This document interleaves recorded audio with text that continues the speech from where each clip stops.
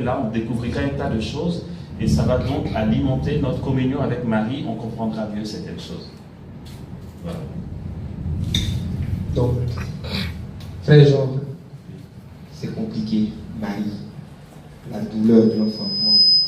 Marie, Mère de Dieu, qui connaît la douleur. Est-ce que c'est normal? Première question. Est-ce que c'est humain? Maintenant, qu'est-ce que cela peut impliquer? Qu'est-ce que cela peut nous donner de comprendre pour être bien dans notre foi? Marie a-t-elle connu la douleur? Merci. Qui est prêt?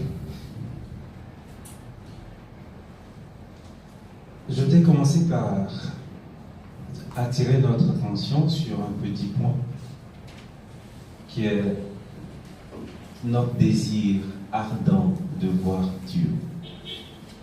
Nous avons été créés pour voir Dieu, pour vivre en sa communion, pour vivre en sa présence. Et cela implique de nous de vivre conformément à son appel. Cet appel à la sainteté. Soyez parfaits comme votre Père céleste est parfait. Il y a eu un point de départ dans l'histoire de l'humanité. Et dans ce point de départ, nous avons des parents que nous aimons bien, Adam et Ève, que Dieu aime bien, parce qu'il les a créés par amour. Et selon le livre de la Genèse, ses parents ne sont pas restés fidèles jusqu'au bout par rapport au dessein de Dieu sur eux. Donc je voudrais commencer par vous lire ce passage du livre de la Genèse qui nous met en lumière ce qui s'est passé pour qu'aujourd'hui la souffrance soit présente dans notre nature humaine. La douleur, c'est une souffrance. Et il y a bien une conséquence. C'est quoi la conséquence qui a impliqué justement la souffrance, que la souffrance soit présente dans notre existence humaine? Je vous lis ce passage. Il est un peu long, mais vous savez, la parole de Dieu n'est pas ennuyeuse. Quand on est une oreille vraiment qui sait écouter. Et j'aime bien ce passage dans le livre de l'Apocalypse, quand vous prenez la correction de Jésus au cette église, que celui qui a des écoutes, qui a des oreilles, entende ce que l'Esprit dit aux églises. Apprendre à écouter et apprendre à savourer, apprendre à manger, apprendre à apprécier la parole de Dieu. Et pour cela, nous avons besoin de l'Esprit Saint. Donc, laissons vraiment l'Esprit Saint disposer notre cœur à entrer dans ce que lui-même veut nous enseigner. Du livre de la Genèse, à partir du chapitre 3, verset 1, je m'arrêterai au verset 19. Au fur et à mesure, je ferai un petit commentaire. Le serpent était le plus rusé de tous les hommes, de tous les animaux des champs que Yahvé Dieu avait fait. Il dit à la femme, alors Dieu a dit, vous ne mangerez pas de tous les arbres du jardin. La femme répondit au serpent, nous pouvons manger du fruit des arbres du jardin. Mais du fruit de l'arbre qui est au milieu du jardin, Dieu a dit, vous n'en mangerez pas, vous n'y toucherez pas, sous peine de mort. Le serpent répliqua à la femme, pas du tout, vous ne mourrez pas, Mais Dieu sait que le jour où vous en mangerez, vos yeux s'ouvriront et vous serez comme des dieux qui connaissent le bien et le mal. Le serpent a son exégèse, sa propre catéchèse. C'est pour la catéchèse de Satan. Il a aussi une catéchèse. Il a aussi sa propre interprétation. Et voici comment il interprète. Vous vous rappelez ce passage justement de Jésus, juste après le baptême, qui va au désert. Et il a faim. Et le démon qui vient lui suggérer de transformer les pierres en pain, de se jeter du pinacle. Et il s'est repris par les anges. Et il interprète lui-même. Et Jésus qui vient de dire, non, l'homme ne vit pas seulement de pain, mais de toute parole qui sort de la bouche de Dieu. Il a une vision qui reste étrique.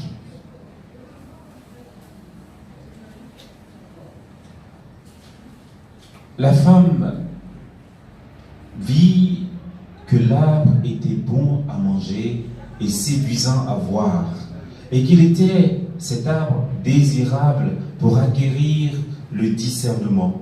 Elle prit de son fruit et mangea. Elle en donna aussi à son mari, qui était avec elle, et il mangea. Alors leurs yeux à tous deux s'ouvrirent, et ils connurent qu'ils étaient nus. Ils connurent qu'ils étaient nus. Ils cousirent des feuilles de figuier et se firent des pagnes. Ils entendirent le pas de Yahvé Dieu, qui se promenait dans le jardin à la brise du jour. Et l'homme et sa femme se cachèrent devant Yahvé Dieu parmi les arbres du jardin. La peur s'est installée dans leur vie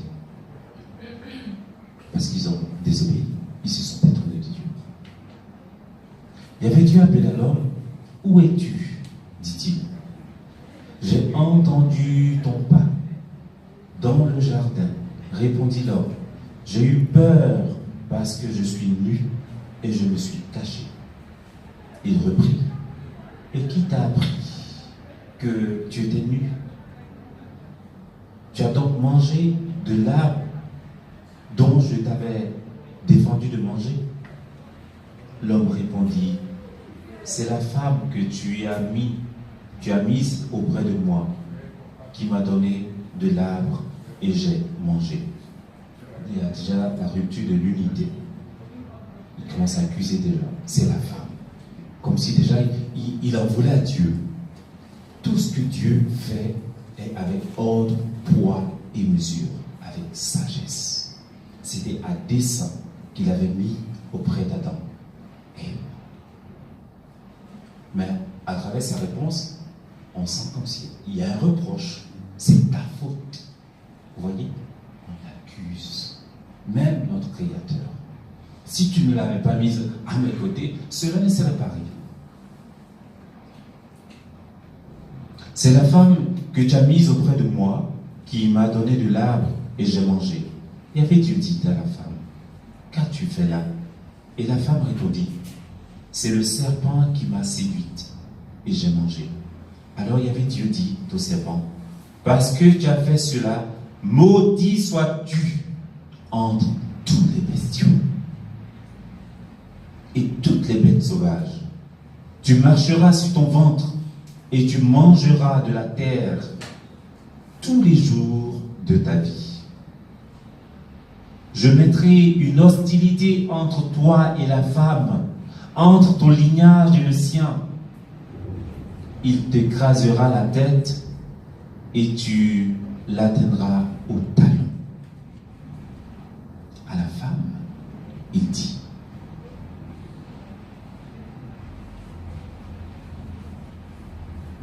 je multiplierai les peines de tes grossesses.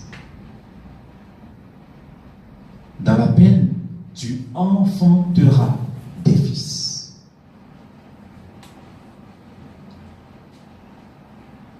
Ta convoitise te poussera vers ton mari, et tu domineras et il dominera sur toi. Alors, il dit, parce que tu as écouté la voix de ta femme et que tu as mangé de l'arbre dont je t'avais interdit de manger, maudit soit le sol à cause de toi. À force de peine, tu en tireras subsistance tous les jours de ta vie.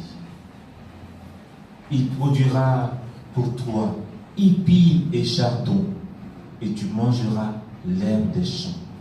À ta sueur, à la sueur de ton front, de ton visage, tu mangeras ton pain, jusqu'à ce que tu retournes au sol, puisque tu en fus tiré. Car tu es glaise, et tu retourneras à la glaise. Conséquence du péché. La souffrance. Conséquence du péché. La peine, la douleur. Conséquence du péché. C'est dit explicitement. Je multiplierai les peines de tes grossesses. Dans la peine, tu enfanteras tes fils. Qu'en est-il de la Vierge Marie?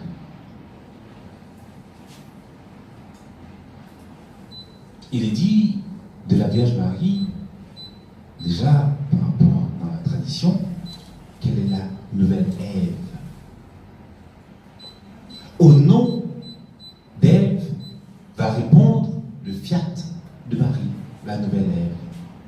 Au nom d'Adam va répondre le fiat du nouvel Adam, Jésus. Me voici Seigneur, je viens pour faire ta volonté.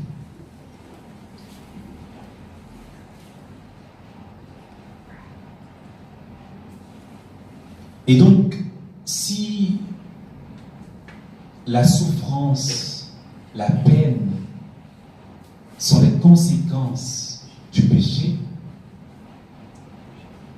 qu'en est-il donc des souffrances? On peut même se poser la question par rapport à Jésus. Pourquoi Jésus a-t-il souffert? Puisque nous l'avons vu, c'est bien une conséquence du péché. Avec le péché, la souffrance, la peine est entrée dans le monde. Jésus a tout assumé, sauf le péché. Il n'est pas pécheur. Mais il a accepté de prendre toute notre condition humaine, à souffrir, à connaître la souffrance avec nous. Parce que dans sa volonté, il a librement choisi de souffrir avec nous. Partager notre souffrance. Il n'a pas fait semblant d'être homme. Pleinement homme. Pleinement Dieu. Marie a-t-elle connu les douleurs de l'enfantement? On pourrait répondre oui et non. Une réponse qui peut sembler ambiguë, paradoxale. Si oui, pourquoi? Si non, pourquoi?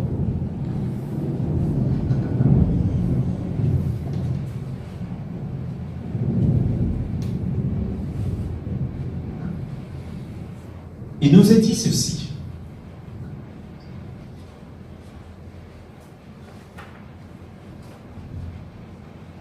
Marie n'a pas à subir les conséquences du péché originel, puisqu'elle n'en est aucunement affectée. Elle est immaculée conception. Je suis l'immaculée conception. Or, parmi les conséquences de ce péché, la Genèse cite ce que je viens de vous lire: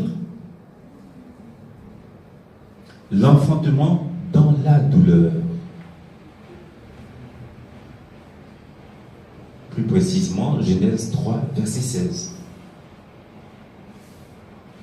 La Vierge Immaculée, exempte du péché originel, a donc pu enfanter sans connaître les douleurs de l'accouchement.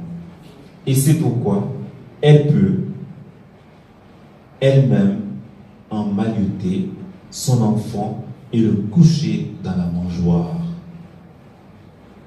Nos mamans qui sont là, elles ont l'expérience, c'est qu'ils ont déjà enfanté. Aussitôt donnant naissance à un bébé, c'est pas vous tout de suite qui prenez l'enfant, vous l'emmaillotez, vous le prenez soin tout de suite. Mais non. C'est celles qui sont à vos soins qui prennent soin de ce nouveau-né.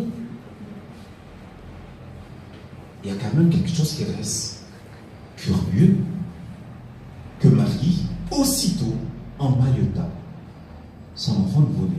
Elle était avec Joseph. Mais l'évangile ne nous dit pas, ah, Joseph s'empressa de prendre le petit enfant, de l'emmailloter et de le coucher dans une mangeoire. Il y a quelque chose qui doit être de l'ordre du miracle. Il faut savoir lire entre les lignes de la parole de l'évangile. D'où le travail du théologien qui réfléchit, qui cherche à comprendre. Qu'est-ce que cela me dit du mystère du Seigneur, du Christ, de Dieu?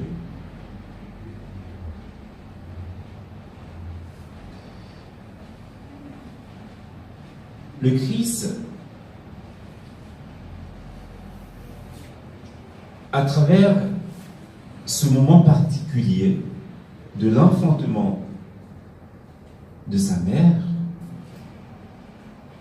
va nous manifester quelque chose de la grâce qui reste particulièrement mariale.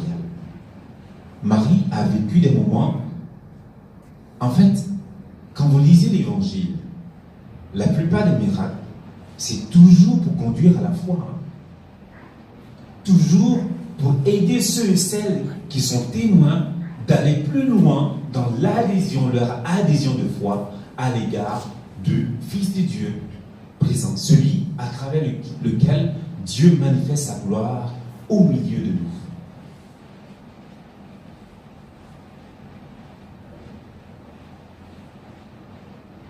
Il est vrai que ce petit indice qui est pris dans l'évangile de Saint Luc demeure bien insuffisant pour emporter la conviction et fonder la foi en la virginité, on dirait en latin in partout, la virginité de la Vierge Marie au moment de l'enfantement.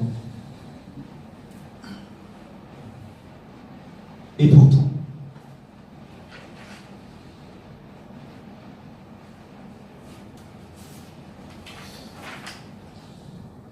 c'est ici encore ce qu'on pourrait appeler le consensus toujours croissant de la tradition qui doit établir cette vérité de la naissance virginale du petit enfant.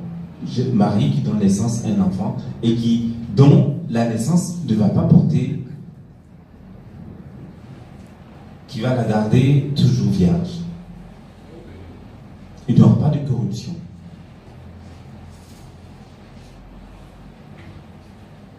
Que disent les pères de l'Église? Les pères de l'Église trouveront dans l'Écriture de multiples figures, dont le texte le plus souvent donné est celui d'Ézéchiel. L'homme me ramena vers la porte extérieure du sanctuaire, celle qui fait face à l'Orient. Elle était fermée. Le Seigneur me dit, cette porte restera fermée.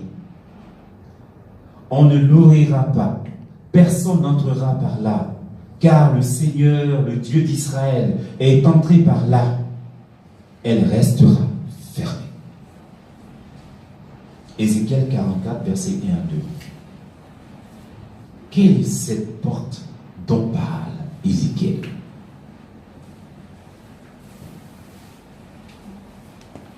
Quelle est cette porte dont parle Ézéchiel? Interroge Saint Ambroise.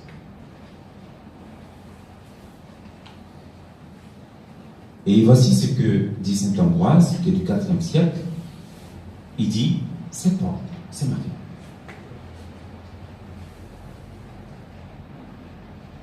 Close parce que vierge. La porte est donc Marie par laquelle le Christ entra dans le monde sans